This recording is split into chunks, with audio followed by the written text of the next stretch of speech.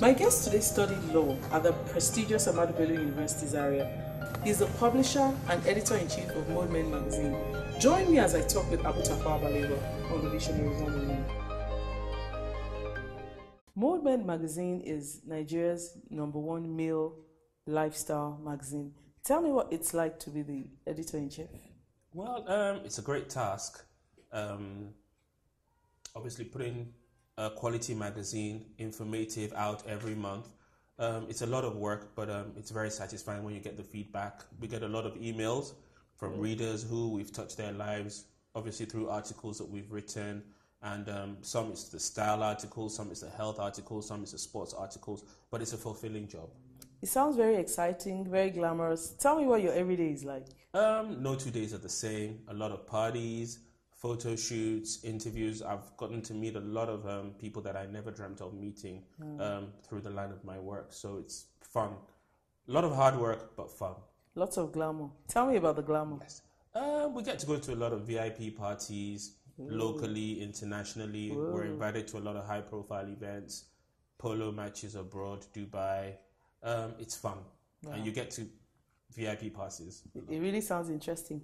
Tell me what business means to you, because I know you went to Ahmadu Bello University. I know you studied law. Law, yes, I did. You know, and I'm wondering, what are we doing here? Magazines. So tell me about that. One of the things I tell a lot of people is that when their children are in school, it's important to have a counselor. If I had had a careers counselor, I would have most likely read mass communications.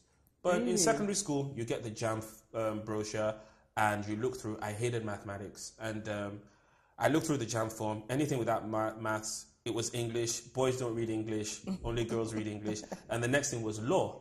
And I have no regrets, because I think in every area of business, legal knowledge is very, very important. True. But after I graduated from Ahmadu Bello University, I went on to do my law school in Enugu campus. I was called to the bar after that, and I began work. I worked in liberal law with the former Attorney General, Lagos State, Mrs. Harriet Balogun. But after about a year and a half, the spark was gone, and I thought, is this what I want to do for the rest of my life? And I thought, no. So I went to my boss. She's a motherly figure, and I told her, Madam, I don't think this is really what I wanted to do. And I want to take off time, go and think about it. And she said, go ahead. And I took off time. I was in the UK for about a year, doing a bit of this and that. And it hit me one day that, okay, I've been in love with magazines right from when I was young. I spend a fortune every month buying magazines. And I thought, why don't we have a magazine for men here in Nigeria?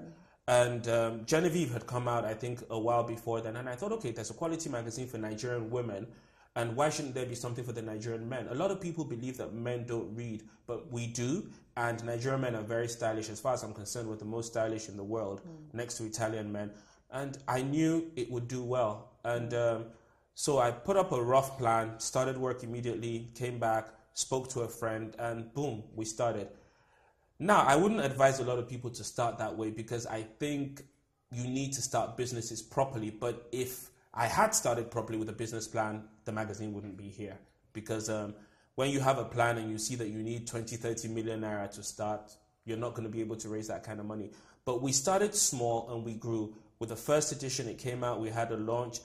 I didn't know that much. I'm not a journalist by profession, but I've gone on courses, I've learned on the job. And we came out with the first one. We had the belief that when you come out with a magazine, you sell it, you get money, and you use the money to print the next one. Lo and behold, it doesn't work that way. So we learned the hard way, but I think that's also the best way, when you learn on the job. Mode Men magazine. Did you think you would be Nigeria's, where you are now? No, because when we first started, tell me what it's like. My first fear was that, okay, we launched the first one. What are we going to do with it? What are we going to do about the second one? And it's amazing. Frank Edoho was the first person we had on the first initial cover, because we just had models for the maiden edition, and we didn't know who we were going to have for the cover. And Uncle Frank came to the launch. I call him Uncle Frank. He's not that old. He came to the launch, and we were like, "Would you be our next cover?" So it's one of those businesses where you take every day a step at a time. Whoever is hot today, you get to interview them. If someone wins a medal, if someone does something, so it's constantly changes. There's always something new. So you're never prepared for what's going to come. And there's new information, I think, every hour. So you just keep going with the trends or keep going with what's new. Okay. Let me go back to what you said.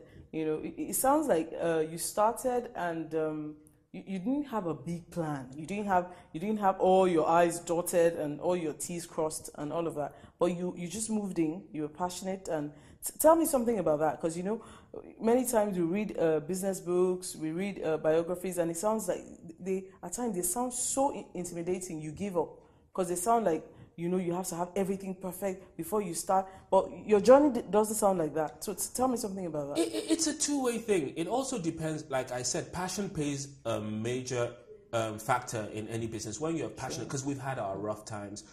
A lot of people don't know magazines and all publications generate revenue from advertising. And advertising is quite tough in Nigeria. Yeah. Everything is tough in Nigeria, as we all know. And a lot of brands wait for you to build before they want to do business with you. So for the first few years, it was tough.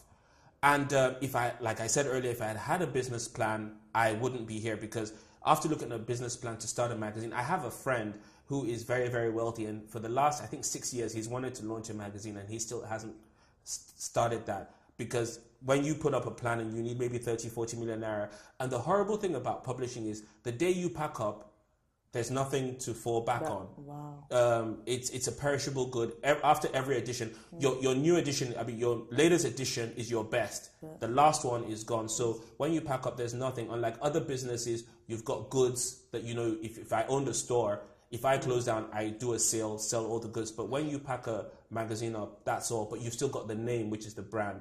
So I'd advise a lot of people to have a business plan, because you need something to guide you. Because despite the fact I didn't have a plan at the beginning, along the way I did have to have a plan. Eventually, because you need to know where you want to be in 6 months, where you want to be in a year. You need to plan your events, your inflow, your outflow, your expectations. So I started without a plan, which helped. But eventually I did have to have a plan. It sounds like a lot of hard work behind the scene. Yes. So in spite of all the glamour, all the parties, I'm feeling there's a lot of work, behind the scene. And tell me something about money, about financing.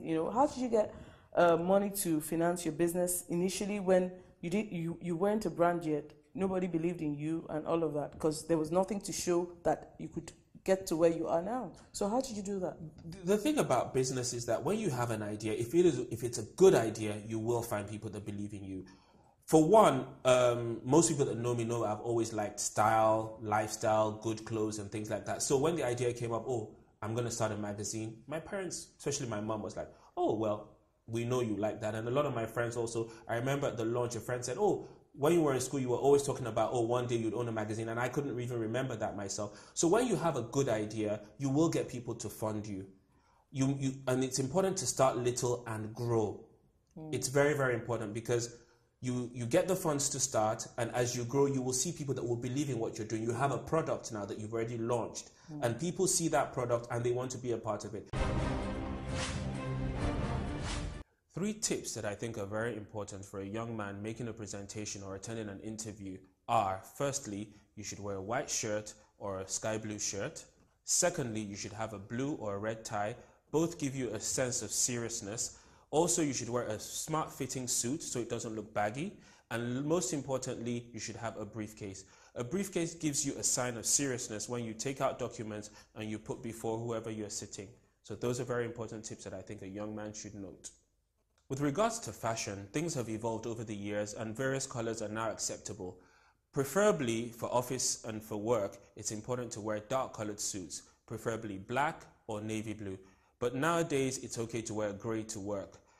With bright colors, with accessories, it's not permissible in certain offices and with certain professions, but on Fridays when you have dress downs, you can use a red pocket square, you can have shirts with brighter colors or ties with bright colors. For lawyers and other people that work in banks,